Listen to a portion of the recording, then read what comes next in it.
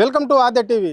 ఇప్పుడు మనం ప్రస్తుతం మలక్పేట్ నియోజకవర్గంలోని ముసరంబాగ్ డివిజన్ అంబేద్కర్ బస్తీలో ఉన్నాం. మనం అంబేద్కర్ కాలనీ బస్తీలో ఉన్నాము. అంటే ఇక్కడ కేవలం కూలీ నాలి చేసుకునే నిరుపేదలు మాత్రమే ఇక్కడ నివసిస్తారు. ఇప్పుడు మనం చూస్తున్నాం కదా, మూసి పక్కన ఇక్కడ వాగుంటుంది, ఆ మూసి నది ఉంటుంది. ఆ మూసి నది పక్కన వీళ్ళు చిన్న చిన్న గుడారాలు అంటే గుడిసెలు నిర్మించుకొని ఇక్కడ కొన్ని రోజుల నుంచి కొన్ని ఏళ్ళ నుంచి కూడా ఇక్కడ వీళ్ళు జీవనంని కొనసాగించే పరిస్థితి అయితే ఇక్కడ మనకు కనిపిస్తుంది.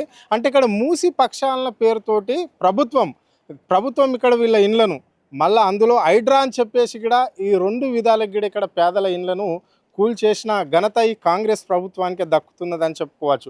ఇప్పుడు మనం చూస్తున్నాం కదా, దాదాపుగా ఈ ఏరియాలో మూసికి దాదాపుగా 200 మీటర్ల దూరం ఉన్న ఇండ్లను మొత్తం కూడా ఇక్కడ ఈ రాష్ట్ర సర్కార్ హైడ్రా పేరుతోటి మూసి పక్షాల పేరుతోటి ఇక్కడ కొట్టేయడం అనేది జరిగింది.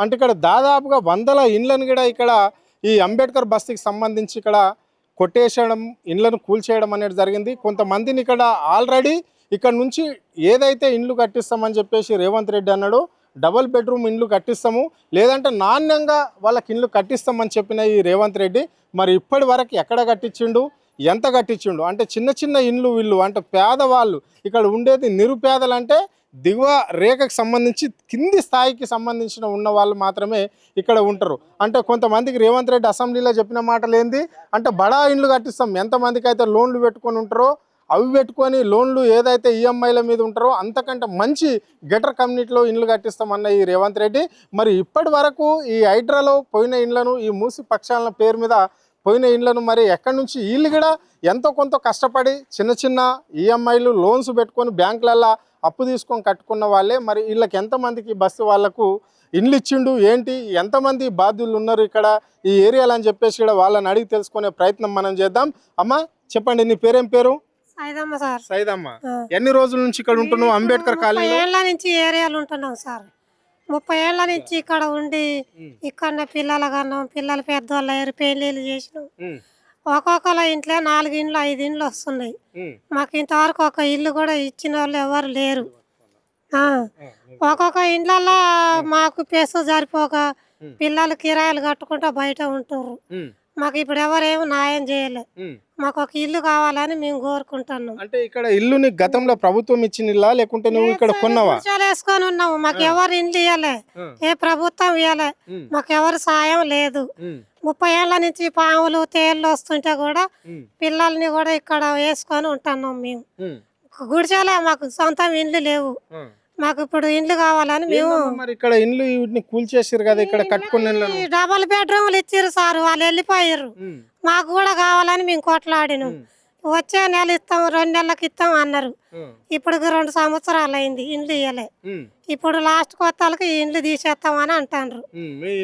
మా ఇండ్లను తీసేస్తానికి వస్తుర్రు. మాకు ఇప్పుడు ఇల్లు కావాలా, న్యాయం కావాలి. మరి ఏమేమి వస్తున్నాయమ్మా ఈ రేవంత్ రెడ్డి సర్కారులో?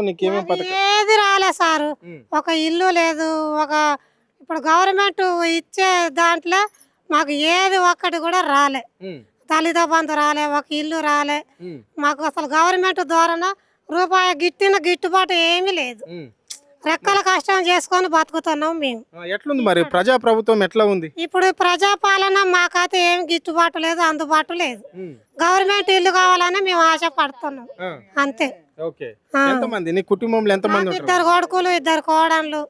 నా బిడ్డకు 3 పిల్లలు. ఈమెను కూడా భర్త వదిలేసిండు, మాతో పాటు బతుకుతుంది. ఈమెకు 3 బిడ్డలు. అందరం కలిసి ఒకటే గుడిసెలో ఉంటున్నాం. మాకు ఒక ఇల్లు కావాలని మేము ఆశపడుతున్నాం అంతే. అమ్మా ఏం పేరు నీ పేరు? రాజేశ్వరి.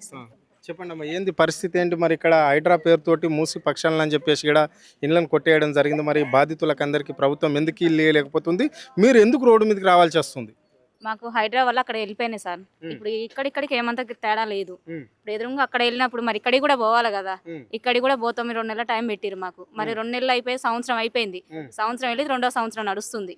ఈ 2 సంవత్సరాల నుంచి కూడా రాలేదు. మరి మళ్ళీ కొత్తగా హైడ్రా అని అమలు చేసిండు. మరి అప్పుడు వస్తే మేము ఎక్కడికి వెళ్ళాలి? మాకు సొంత ఇల్లు కావాలని మేము అడుగుతున్నాం. మరి ఇక్కడ ఉండే స్థానికంగా ఉండే ఎమ్మెల్యేకి కానీ లేకుంటే ఇక్కడ ఉండే బస్తీ లీడర్లకు కానీ మీరు చెప్పారా? బస్తీ లీడర్లు అంటూ ఎవరు లేరు సార్. మాకు బస్తీ లీడర్లు అంటూ మాకైతే ఎవరు లేరు. మేము ఎప్పుడు కావాలన్నా ఏదైనా కావాలంటే గవర్నమెంట్ కాడికి ఇక్కడ ఏదైనా ఉన్న మీ సేవల దగ్గర కానీ అప్లై చేసుకునేది పోయేది వచ్చేది అంతే. మాకు బస్సు లీడర్లు అనేది అయితే ఏం లేదు.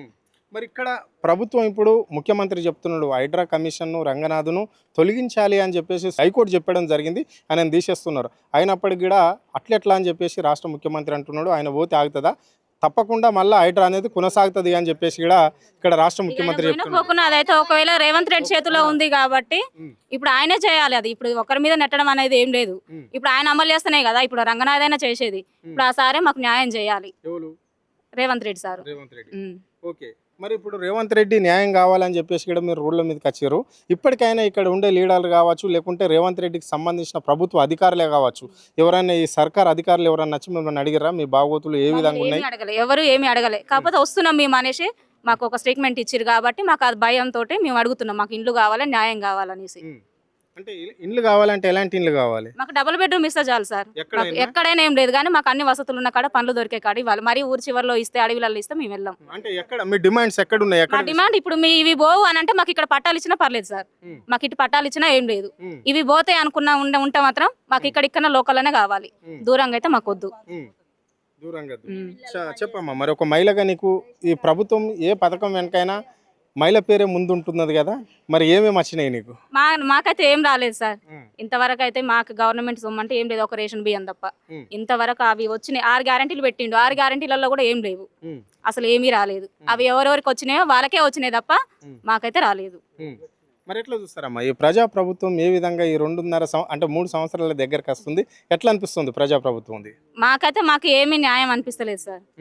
మాకు ఇవి చేసిండు, అవి వచ్చినాయి అని అయితే ఏం లేదు. ఒకటి వస్తే సరే మాకు ఒకటి చేసిండు సార్ అని మేము చెప్పుకుంటాం. మాకు ఏమీ లేదు కాబట్టి రేవంత్ రెడ్డి సార్ నుంచి కూడా మాకు ఇప్పటి నుంచైనా మాకు రావాలి, ఇది సార్ దాకా వెళ్ళాలని అడుగుతున్నాం. కాదు కూడదని చెప్పేసి ఇక్కడ బుల్డోజర్ వచ్చిందనుకో, పరిస్థితి ఏంటి మరి మీది? అందుకే కదా సార్ మాకు ఇప్పుడు ఇంత పోరాటం చేసేది కూడా బుల్డోజర్ వస్తుంది. ఇప్పుడు ఎవరు చెప్పినా ఆగరు. మరి అప్పుడు మేము ఎక్కడికి వెళ్ళాలి పిల్లల్ని వేసుకొని? మాకు ఇప్పుడు కావాలి కదా. ఇప్పుడు అడిగిన వాళ్ళకి అడిగి ఇప్పుడు మేము ఎక్కడికైనా వెళ్ళగలుగుతాం. ఇప్పుడు మా పోరాటం అంతా అదే, అట్లా అని అడుగుతున్నాం, కావాలని అడుగుతున్నాం.